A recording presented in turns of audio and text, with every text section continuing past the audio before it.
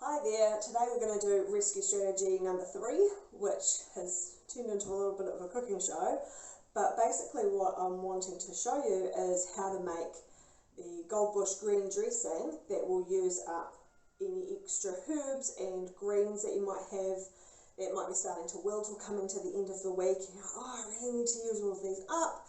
It's a great way to use up a large amount of herbs and things in one go, and it makes an absolutely delicious dressing. So this dressing we use on, it's great on eggs, great on a salad. If you, there's lots of variations of it as well, so you can kind of tailor it to what you're serving. So what we need is herbs and greens. The way that I do the recipe is that I think about it in terms of 6 handfuls. So it's usually 2 and 2 and 2.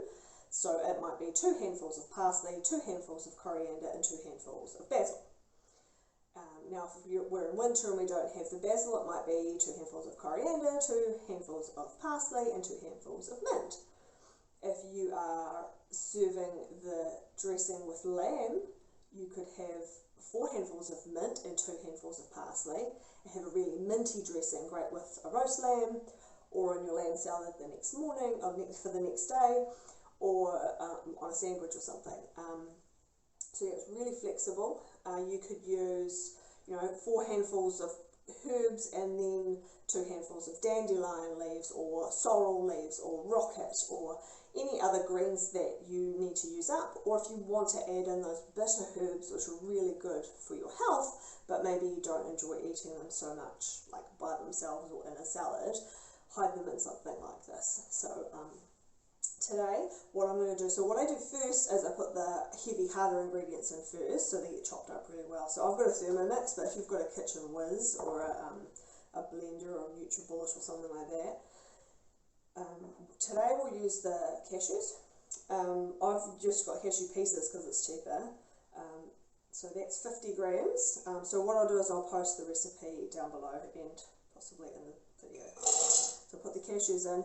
What you can do is you can use almonds, you could use pine nuts if you're feeling fancy, and if you're nut free you can use sunflower seeds. Because we're using lots of other strong flavours, you don't really notice the nuts as much from a flavour perspective, but they add a creaminess and a bit of a chunk to it too. So I'm going to add some garlic. This is frozen crushed garlic that I have in my freezer, so that makes that super easy. Now what I've got here is capers, and this is kind of one of the secret ingredients to really giving it a great flavour. So I've just bought this is a 65 gram jar. There's about 50 grams that you want in your recipe, but a whole jar's easier. So I've drained this and I've rinsed it because it's in a brine, so we don't want that too salty. And then the other kind of secret ingredient that makes it taste very tasty, and it doesn't taste really fishy, you don't really notice it as its own thing, but it adds a lot of flavour to it, is anchovies. So I like buying the little jars because you can put the lid back on, but you want 3 or 4 anchovies. And if you don't have these, you can leave them out. And you can make this without the capers as well. It's still yum, but they do add a lot to the flavour. And then we've got salt and pepper. It's about a teaspoon of salt and quarter of a teaspoon of pepper. And then I'm going to put my herbs in. So for today, I have, so in terms of handfuls, I guess it's kind of arbitrary, but I basically shove as much as I can fit into here. So if you're doing something like coriander or basil, you could include the stalks. I've got a rather tough stalky one here, so I might strip the leaves off that and not use that in there, but I can toss the rest of that in. So I'd call that 2 handfuls of coriander probably. And then, if you were getting, say, one of our bunches of parsley, you might use half of that, and I would call that. You might not use those stalks. They're still useful and good in a stock or a soup. And then if you wanted to, I've got mint, something like mint.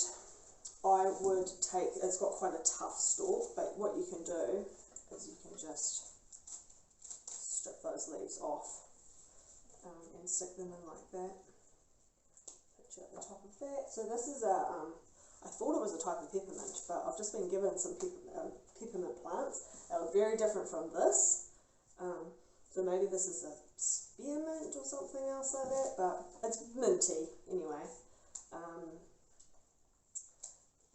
But then if you wanted something like sorrel, it's also nice. Adds a, this is a really fresh kind of apple flavour to it. So that's probably about as much as I'm allowed to shove into one of those. And then what you want is a cup and a half or a cup to a quarter. If you do a cup and a quarter of oil, just pour that all on top. The beauty of this recipe is you throw it all in together, whiz that up. But what you can do then is, if you want it chunkier for like dunking chips in or spreading onto a sandwich, then you can leave it thick. If you wanted it a bit more runny for drizzling over eggs, it's amazing with eggs. Then you can just add a little bit, another quarter of a cup of oil to it, whiz it up some more. If you want it chunkier, don't whiz it for as long. If you want it really, really finely chopped up, which is how I prefer it, just whiz it up for longer. So I'm going to put the Thermomix on, which will be noisy, and then I'll come back. So this is pretty much perfect looking. So then I would taste it and just see, the missing ingredient is lemon juice. So yeah, definitely at least half a lemon squeezed in there, and then that one's going to need some more salt. So you can just kind of adjust it depending. That thickness I quite like for spreading, and we'll just put that on 8 eggs like that, a dollop of that on.